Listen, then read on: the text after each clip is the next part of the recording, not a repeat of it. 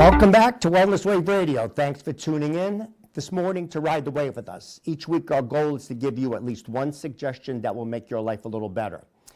So my name is Phil George. I'm a clinical biochemist, a certified personal trainer and a health coach. The reason I'm all discombobulated today, we're trying something brand new. I got my remote over here for my slides. We had trouble setting it up, so we hope it's going to work. So we get a brand new experiment today. My name is Phil George. I'm a clinical biochemist, a certified personal trainer, and a health coach. Please remember that everything we discuss here is for informational purposes only and should not be taken as medical advice. Always seek the guidance of your medical professional. And if you're interested in me covering any specific topics, just email me, philgeorge@charter.net. Or if you have any questions about anything you want me covered, you know, I have a radio show, and obviously I have this TV show, and I have a podcast. So maybe at some point I'll read a bunch of emails I get, people having very specific questions. So let's give it a shot and see if this works. Okay, let me see. All right, can we put it up there? No. Yes. There we go. Previous. Okay. So again, my name is Phil George. I'm on CRN, which is a big Boston station. How we cars on there is the Woosocks, the Railers. Obviously, I'm on Leicester Cable TV over there. Wellness Wave Radio. I have a podcast. And let me see the next slide. Let me go. Okay. I'm also a member of what they call Nutritional Coalition. So obviously I deal with nutrition. I'm also a member of the Society of Metabolic Health Practitioners. What that means basically, allopathic or Western medicine, what they do basically, you know, if you come in, they're going to give you a drug or a surgery. Healthcare metabolic practitioners, we're looking for the root cause. I want to know what the actual cause of the situation is, as opposed to just, you know, doing a surgery or a medication. So we want to know what's causing the problem. Good example is high blood pressure. A lot of people have high blood pressure. It's what they call idiopathic. Idiopathic means they don't know what's causing it. So then they'll throw a drug at you. A good example would be, I have clients a lot of time with high blood pressure, and just by changing their diet, we're able to get them off their blood pressure meds. And almost all blood pressure meds have some kind of side effects. One of them is people wind up with a chronic cough. So by changing the diet, a lot of times what will happen is we can get you off those meds. Okay, back to the slides. And also, okay, root cause practitioners, we want to know the root cause. I'm a member of all these societies. Okay, if you want, all of my media is on Dreamvisions 7. Again, you can email me, philgeorge@charter.net, and Dreamvisions 7 has all of these shows, all of my radio shows, all of my TV shows, all of my podcasts. Everything's in one place. They're actually worldwide. They have over 1 million viewers. So they take all of these shows, we port them over to Dreamvision, and we're actually worldwide now. So if you're in another country, you can still pick this up. A health disclaimer, again, this is for informational purposes only. You know, don't take this as medical advice. In fact, a lot of this advice I give is actually a lot of people won't agree with. So do your own research. Okay, this actually is the very first seminar I do when I give a seminar. When I give for the VAs, if I go anywhere, this is the very first seminar I give. This normally takes an hour, so this may be a two-part. Maybe next week I may do the second part of this. But if you know, most people, I've had a lot of medical professionals on my show. I come from a hospital background, and almost everybody agrees the medical system in this country is broken. We pay the most, and we have the worst outcomes of any industrialized country. So whether you're on the left or the right, I think everybody agrees that there's problems with the medical system in this country. If you try to see a doctor, you have a really long waits in hospitals. If you want to see a specialist, it could be months before you see one. So hopefully the new administration, again, whether you love them or whether you hate them, maybe Bobby Kennedy's talking about doing a lot of changes. So I think we need changes because, again, my opinion anyway, the medical system is not working. Okay, back to the slides. So it's called 50 Years of Insanity. I'm going to say how we got in the position we're in right now. But if you remember, even 10, 20 years ago, the medical system was working pretty well, and all of a sudden now it just isn't working. Okay, back to the slides. Okay. Where did the insanity start? Okay, actually, I used to give prizes out for this. So, guys at home, who was the president of the United States between 1953 and 1961? Yay! Okay. Yeah, so he would have won a prize. That is the correct answer. Okay, a lot of people don't know, but Eisenhower was one of the most popular presidents we've ever had. Everybody loved Eisenhower. But what happened with Eisenhower, he had a heart attack back in the 50s, and the stock market absolutely crashed because they didn't know what was going to happen. So back to the slides. Okay. Any guys won't know invented this. Who invented K rations? Remember K ration, C ration, guys? That sound familiar? No, okay. So the guy that invented, this is a hard one. Let's go to the next slide. This was Ancel Keys. Ancel Keys, during World War II, right after Eisenhower, got out of there, what happened with Ancel Keys, he made K rations. So they had to give stuff to soldiers in the field that would keep for a long time and not spoil. So, and a lot of people think he's the cause of the problem, 50 years of madness. He's the one, because he set up our whole dietary guidelines, basically was Ancel Keys. He did something called the 7 countries study. So there's something in studies or analysis. There's 2 types of studies. The gold standard is called a double-blind placebo trial, what that means is the patient doesn't know what they're getting. The administrator doesn't know what they're getting. It's double-blind. And a placebo, they also throw a placebo. So let's say we have 2 drugs we want to study. We give one of them the true drug, which is drug X, and we have a placebo, a sugar pill. And then they take all the data. Nobody knows who took what, and then it turns around, and what happens at that point is then they can see if the drug actually works. There's something called the placebo effect. And that's very powerful, actually. If you actually believe something's going to work, your body, basically, your mind will tell your body this is working. So they want to make sure it goes better than just belief. So that's what they call a double-blind placebo trial. So he did, the other one is called an epidemiological trial, where what they do is they just take a whole bunch of information. Like, in other words, they may ask a ton of people, what did you eat for breakfast in the last 7 days? Most people can't remember that. They take that information and they'll compile something, and this is called an epidemiological study, or what he did is what's called a 7 countries trial. He looked at a whole bunch of countries and he said these particular countries eat this, and that's why these people are healthy. Okay, next slide. Do you remember, I'm going to go back to Eisenhower now. So Eisenhower had a heart attack, and what Ancel Keys said is you're eating too much fat and you're eating too much cholesterol, and that's what caused your heart attack. But if you remember, this is an ad back to the 50s. If you watch Turner classic movies, if you watch that, everybody smoked cigarettes back then. Eisenhower was smoking like crazy. In fact, Eisenhower was smoking 3 packs of cigarettes a day at one point, because they never made the connection between him smoking, and we know now smoking cigarettes is a huge cause of heart disease. So they never made that connection. They just thought it was due to cholesterol and fat. Okay, back to the slides. So doctors were smoking, everybody was smoking. Again, these are physicians smoke Luckies, they like Lucky cigarettes. More doctors smoke Camels than any other cigarette, because we've seen that's the same thing. Everybody was smoking, but they never made the connection. I talked before about overall health rankings. Number 1 ranking for all health care is the UK, and we're at the bottom. See, we're way at the bottom behind all of these countries. But we pay the most, so we pay the most for the worst, okay? So something's not working, and again, we need to make changes.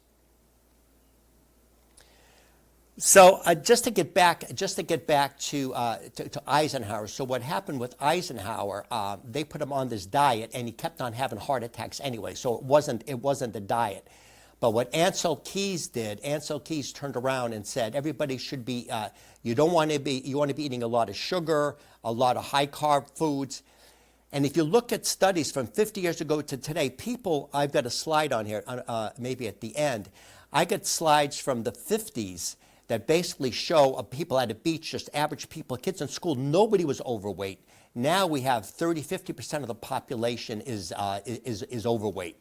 And that's because they switched over our diet from eating what they call ancestral foods, foods that your grandmother were giving you, and they put you on a high carb, low fat diet, because they're saying low fat, high carbs, and that's what they found now is causing the diabetes. This is a book. It's called Nature Wants Us to Be Fat. What happens is, again, we've only lived like this for the last 150 years. We've actually been around for 7 million years. And our body is not used to it. There's an expression in biology that says nothing makes sense in biology except through the lens of evolutionary biology. So we're hardwired to store. Let's get back to that slide, Art. So he's saying we're hardwired to be fat. Again, going to evolutionary biology, we've been around for 7 million years. We've only been eating like this, where we can go get stuff delivered by by cab and stuff like that. So we're basically we're hardwired to be fat.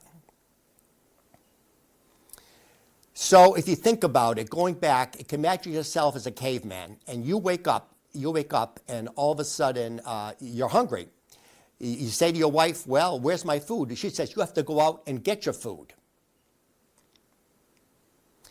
So we would go out and we would hunt, and we would try to kill the woolly mammoth and get something. So obviously that didn't happen all the time.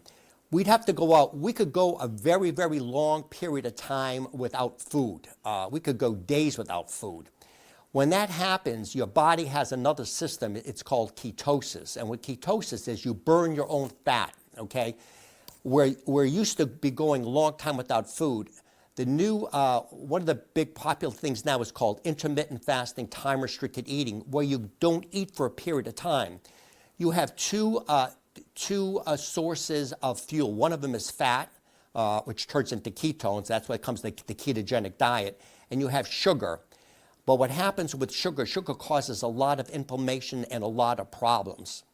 Let's get back to that slide.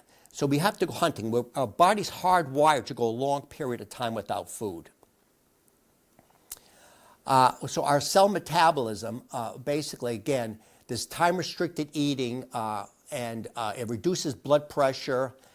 It cuts down on arteriosclerosis and a bunch of other stuff. Okay, let me see, guys out there. Art and Lucky, what do you think the average height of a man is in this country? Well, how long? 5'6". 5'8". Okay, you win, Art. It's 5'9". What's the average height of a woman? 5'5". 5'5". Let's see. Let's see who wins. The average height of a man is 5'9", and the average height of a woman is 5'6". The average weight of a man right now, Art, you can see this here. It's 190 pounds. Art, how much do you weigh? Art, how tall are you? I'm 5'7". And how much do you weigh? 154. Okay, you're good. And Lucky, how tall are you? 5'6". And how much do you weigh? 170. Okay, you're both well below that, okay? So, but again, the average is, so these guys are healthy, but the average American right now is not healthy. So we had Dr. Meir. He's actually a PhD of food scientist. Remember, Art, we had him on the show here. And he talked about this. He worked for the largest food manufacturer in the world, Cargill. And his job was to get you addicted to this stuff. They would actually put a scan on your head, be able to see exactly what's happening. So what happens with in terms of food addiction, it lights up the same centers in your brain as cocaine. So you become addicted to these foods. You become addicted to these foods. So when you take cocaine, it lights up. When you take these foods, all that Lucky Charms cereal and stuff like that, it lights up too. What about Kennedy? You're going to stop a lot of that. That Kennedy, so Bobby Kennedy, he just, Art, did you see, in fact, they just stopped at red dye number 3. Did you see that? Yeah, about time. Yeah. They know it's a carcinogen. It causes cancer. So right before he came in, they knew he was going to ban it. So he's going to ban all of these food colorings that causes cancer. Okay, back to the slides. So this is what Dr. Amir. We're going to have Dr. Amir back on the show. He'll talk about this stuff. So you have different sensors. You have sweet, you have sour, you have salty, you have bitter, you have umami. So what they do is different parts of your tongue take this. So what Dr. Amir does, he's going to try to light up all of these different sensors. Do you remember this ad, Art? In terms of Pringles, you can't eat just one. Remember that? So that's the whole point. So you have to, they want you to keep eating. This is what they call calorie dense, but you're not getting any nutrition. So if you remember, if you've had anybody in your family that's been pregnant, they get these crazy cravings, right? They want to have pickles and ice cream, because the baby's screaming. They want certain things. So even though you're eating all these calories and you're getting more and more obese, you're not getting the nutrition. You're not getting the nutrition that you need. So that's the problem. So you're taking a lot of calories, but you're still not satiated. But that's what they want. They want you to keep eating this stuff because your body's saying, I need nutrition, but all I'm getting is calories. This is Dr. Amir. This is a picture from our show. We had him on the show, and he started his own food company because he wanted to make things healthy. He just couldn't keep doing this. He's a PhD food scientist. He's making big bucks. Left a very high-paying profession to go off on his own. Okay, next, that's Dr. Amir. He'll be back.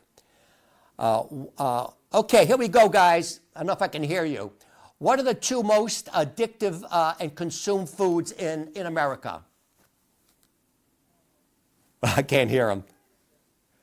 Okay, potato chips. What do you say, Lucky? All right. Okay, I don't know. I can't hear him. Number 1 is French fries. The number 1 most consumed and most addictive food is French fries. It hits all of the flavor palettes in there. And the second most addictive food is pizza. Same thing. It hits all of the flavor senses you want, the umami, the salt, everything else. So pizza is the number 2. Again, extremely fattening. Okay, back to the slides. In fact, you can stay on the slides. I'm going to just go from one to the other.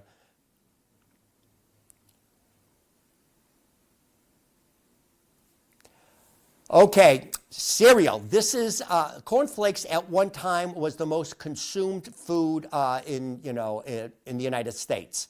It's still up there. It's way up there. So he's a Seventh-day Adventist, and what he did is he developed a cornflakes, and it was selling really well. And the reason he did it, because Seventh-day Adventists believe that basically sex is wrong and you should not be masturbating. So what he found out by doing Kellogg's cornflakes, it would reduce your sex drive. In fact, in the military, the soldiers, they give them something called saltpeter, which is kind of works the same. Saltpeter means it cuts down on your sex drive, and they didn't want all of the soldiers to be horny. Again, you've seen this, Captain Crunch, Fruity Pebbles, and this is at eye level at all the supermarkets. Right now, 30% of the kids right now are coming down with what they call type 2 diabetes. When I was growing up, they used to call it adult onset diabetes because no kids ever got it. Now they changed the name to type 2 diabetes because kids are eating so much junk food now. There's a famous show on History Channel called Food That Built America, and they talked about how they did it. So since Kellogg with his cereal, They wanted to outdo it, so they found out the more sugar they put on the cereal, the more it sold. And if you remember from your days with cartoons, they would have on Tony the Tiger, this, and this. And they found out that kids would bug the parents to buy it. And they'd have, if you go to a cereal aisle, even to this day, you'll see it all at eye level for kids. Because the kids will bug their parents to get it. And then the parents will buy it and give it to the kids. So this is the obesity among Americans. This is age 20 to 74. You can see it's going up and up and up. And they expect by, I can't read that, but I think it says by 2030, it'll be 50% of people will be obese. Okay, as a result of a reliance on nutrition, poor processed food, the majority of Americans are overfed, undernourished, and are running on empty. And this is from one of the scientists. This is his quote. But I said that before. We're overfed. We have too many calories, but we're undernourished. Okay, so guys, you got to wake up. You got to be eating healthy food, non-processed food. This is from a very famous Greek philosopher. Let food be thy medicine, and medicine be thy food. Okay, there's a recurring theme in health. This is Terry Wahls. Now, Terry Wahls is a very famous researcher. She's an MD, and she worked at one of the top research facilities in the world. Terry Wahls came down with multiple sclerosis, and she has access to the greatest, allopathic Western medicine doctors in the world that wouldn't even return our call, but she had access to this. They told her that she was going to be in a wheelchair and eventually not be able to ever do anything. You can see her pictures over there, where she used to ride bikes, she used to do all of this good stuff. And she says, you know what, I'm not going to believe this. She started her own diet. And if you can look it up, anybody you know that has MS, it's called the Wahls Protocol. She wrote a whole book on that. She's all over podcasts. Bottom line is, let's get back to that slide. I'm going to get back to this. So she reversed it through diet. Now she's walking and she's riding her bike again. So this is one case where people are able to reverse diseases they didn't think were reversible by basically just changing diet. And again, this is the same thing with type 2 diabetes. I have a lot of clients I work with. I was able to reverse their type 2 diabetes. And I'm not the only one that's done this. Jason Fong, who's a nephrologist, a kidney doctor, he has whole clinics where he reverses. So type 2 diabetes is relatively easy to reverse if you catch it early enough. You can email me, philgeorge@charter.net. I can show you studies on this. The other famous one is Dr. Mary Newport. So Dr. Mary Newport, her husband was an accountant, and he was coming down with Alzheimer's disease. And what he did is she enrolled him in a study. Before they did the study, actually, let me see if I have the slide here. No, I'll go back to this. I don't have a slide for that. So what Dr. Mary Newport did, she enrolled him in a study. And this is what we talked about earlier, the double-blind placebo trial, which they gave one person the drug they think would help Alzheimer's. The other person got a placebo. They didn't know. But before they do it, they had to enroll them in something called basically a score to see how well you were doing, if you were good enough to get into the score. But her husband was so bad that what they had to do is they didn't allow him in the study. But she's a researcher. She's an MD, PhD, and she found out what they were giving them. And she found out one of the things in this particular thing to reverse Alzheimer's disease was ketones, what they find in coconut oil. So they gave her husband what's called the MOCA score, the Montreal Cognitive Assessment Score, and he failed it. So he couldn't get into the study. So what she did with her husband is she took out basically MCT oil out of the coconut oil, and she fed it to him. She noticed a remarkable improvement. In fact, he was an accountant. He was working all the time, but he couldn't work anymore. She found a lot of improvements based on giving him this MCT, medium chain triglycerides. In fact, they give this to people with what they call drug-resistant epilepsy, where nothing works on them. They give them this MCT oil, specifically something called C8, and they're able to get their seizures under control. So she gave it to him. Let's go back to that slide, Art. She gave it to him, and what she found was he was getting better and better, and she re-enrolled him in the trial again, but this time he passed the MOCA score, so his cognition was good enough to be in the score. Again, he's in double blind. Didn't know if he was getting a placebo or if he was getting this MCT. Turns out at the end, he did much, much better, and they counted him as a success story. But he kind of messed them up because they didn't realize he was getting the placebo. He was getting the sugar pill. And he still got better because she was continuing giving him the MCT oil, specifically the C8. And I do this with a lot of clients. You can email me, philgeorge@charter.net, because I have this. My sister is a nurse. She used to teach nurses. In fact, I meet with her once a month, and we're going to meet with her this Saturday. And she emailed me this morning, says, bring me 2 bottles of that MCT oil. So what she does is she puts the MCT oil in her coffee, and she says she notices a big difference in her cognition. She's in her 80s now. She's still, she's still, in terms of nursing and stuff like that. And she's cognitively, she's really, really good, and she attributes a lot of that to the MCT oil. In fact, story from me is when my in-laws were alive, and I mentioned my father-in-law, Eddie Saloom. He owned Eddie Saloom of Park Ave, really well known in Worcester. He used to chum with Duddy Masad. He used to own it was a big deal in Worcester. And Art probably remembers he used to have basically he had a lot of car dealerships all over the place, and he also owned Berkshire Bank. Then it was called Commerce Bank. And so what happened is my father-in-law started slipping it towards the end. And we had aides 24/7 with them all the time.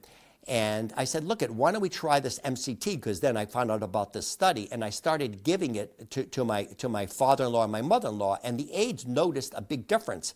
In fact, they noticed such a big difference that what they did was they started asking me for the MCT oil. So I sold them the MCT oil. The head of the agency that ran the agency, her mother was having some cognitive issues.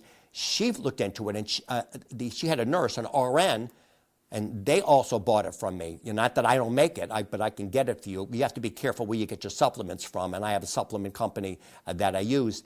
So basically, the long story short, her husband got all his cognition back. He wound up dying, but not from Alzheimer's, from something else. So again, what happens is, what's the expression? Necessity is the mother of invention. There's another famous one, Lorenzo's oil, where somebody's son had a lot of problems, and they found a very specific oil. So a lot of people, they go outside, and again, going back to root cause practitioners and Nutritional Coalition, a lot of times just simply changing your diet can make a big difference. So let's go back. What do we have the next one here? Okay, my story. So I had severe arrhythmia, which is a very, very rapid heart rate. And what they wanted to do, I saw a lot of arrhythmia specialists. They want to do something called an ablation. And what ablation is, they run a wire back into your heart and they burn out part of your heart. It's called an ablation. That doesn't always work. They may have to go back and burn more out because basically your heart is an electrical pump. So it's not the electricity is not doing correctly. So I said, no thanks to that. What I did a little research, and I found out a study out of Beth Israel Hospital in Boston. And what they did intravenous magnesium. And that stopped a lot of the heart arrhythmias. So what I did is I wasn't taking enough magnesium. Most people are magnesium deficient. So what I did, I loaded up the magnesium. It stopped my arrhythmia. Okay, and I have a lot of stories like this where I went to see a doctor. They wanted to give me a medication, wanted to give me some kind of procedure. I did research. I'm a biochemist, so I understand the mechanism of action. So that's what I did. Most people are magnesium deficient. Most people are vitamin D deficient, but you're going to take vitamin D with K2. Again, I'm almost at the end of the show here. That's for a whole other show. So we're coming up at the end of the show. If you have any questions, feel free to email me, philgeorge@charter.net. I get a lot of questions. I have a company I deal with that has good supplements. I can help you, again, type 2 diabetes and things like that. I do consults. So thanks for tuning in, and we'll be in next week. And any questions, email me, philgeorge@charter.net, and we'll be back next week. Thanks, guys.